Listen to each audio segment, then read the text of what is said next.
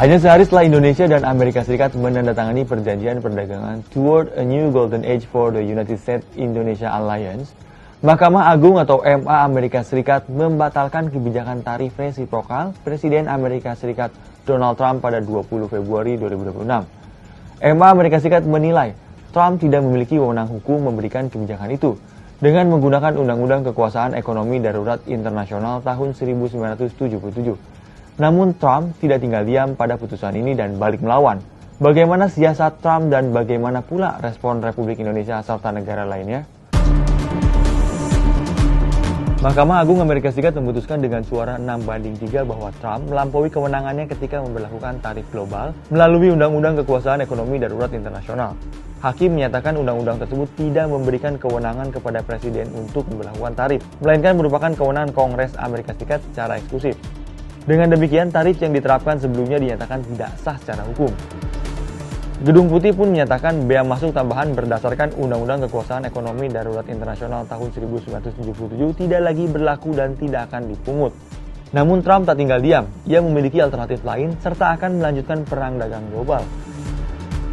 Awalnya Trump langsung menandatangani perintah eksekutif baru yaitu tarif impor 10% untuk semua negara.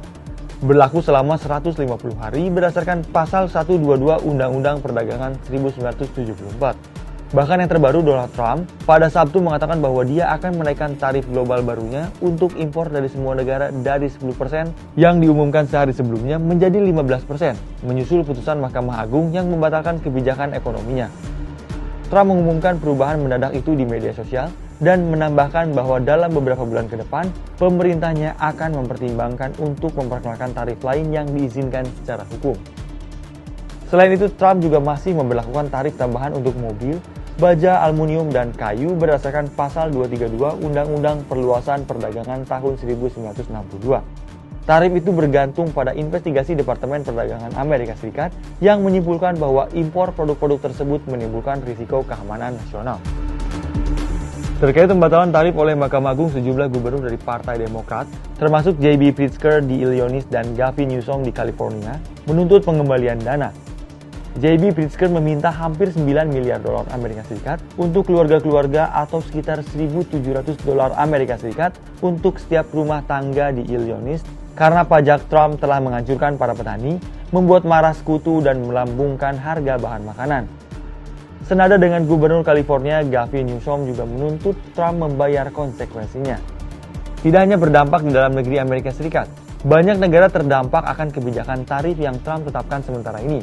Seperti Prancis, Meksiko, dan Jerman yang kini sedang menunggu sembari meninjau ulang dengan hati-hati akan perubahan tarif sementara ini.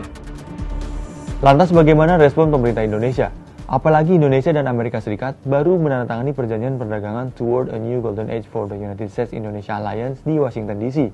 Menteri Koordinator Bidang Perekonomian Airlangga Hartarto mengatakan perjanjian ini menguntungkan kedua belah pihak dan telah lapor terkait kebijakan tarif alternatif Trump kepada Presiden Prabowo Subianto yang kemudian meminta agar kebijakan tersebut dikaji dengan seksama.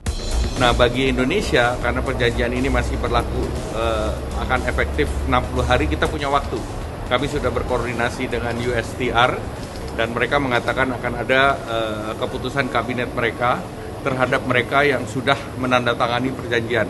Dan alhamdulillah kemarin Indonesia sudah menandatangani perjanjian dan yang diminta oleh Indonesia adalah kalau yang lain semua berlaku 10%, tetapi yang sudah diberikan 0% itu kita minta tetap. Karena itu sebagian sudah ada yang untuk agriculture dalam bentuk executive order yang berbeda. Jadi itu tidak dibatalkan. Nah, itu termasuk kopi, kakao, produk-produk yang terkait dengan agriculture. Namun kan kita juga yang 0% itu ada supply chain untuk elektronik dan juga CPO dan juga tekstil dan footwear dan yang lain. Nah, jadi ini yang kita tunggu sampai dengan 60 hari ke depan. Sebelumnya, juru bicara Kemenko Perekonomian Haryo Limanseto menyatakan putusan tersebut seharusnya secara otomatis membatalkan perjanjian.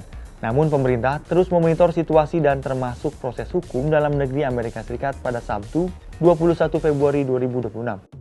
Perjanjian itu belum berlaku lantaran masih ada proses ratifikasi yang harus dijalani Amerika Serikat dan Indonesia. Sehingga akan ada pembicaraan selanjutnya antara kedua belah pihak terhadap segala keputusan yang diambil dan Indonesia akan tetap mengutamakan kepentingan dan kebutuhan nasional ke depan.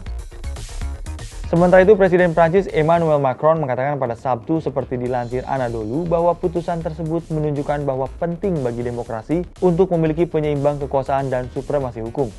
Adapun Kanselir Jerman Friedrich Merz berharap keputusan Mahkamah Agung Amerika Serikat tersebut akan meringankan beban perusahaan-perusahaan Jerman. Ia mengatakan akan menggunakan kunjungannya ke Amerika Serikat mendatang untuk menegaskan kembali bahwa tarif dagang sepihak tersebut merugikan semua orang. Putusan Mahkamah Agung AS membatalkan tarif Trump sepertinya tidak membuat perang dagang sepenuhnya berakhir. Tarif alternatif kembali diberlakukan dan pasar global menyusun kembali strategi langkah berikutnya. Bagi Indonesia, situasi ini membuka ruang negosiasi sekaligus risiko baru. Sekian bahas peristiwa kali ini, sampai jumpa di bahas peristiwa berikutnya.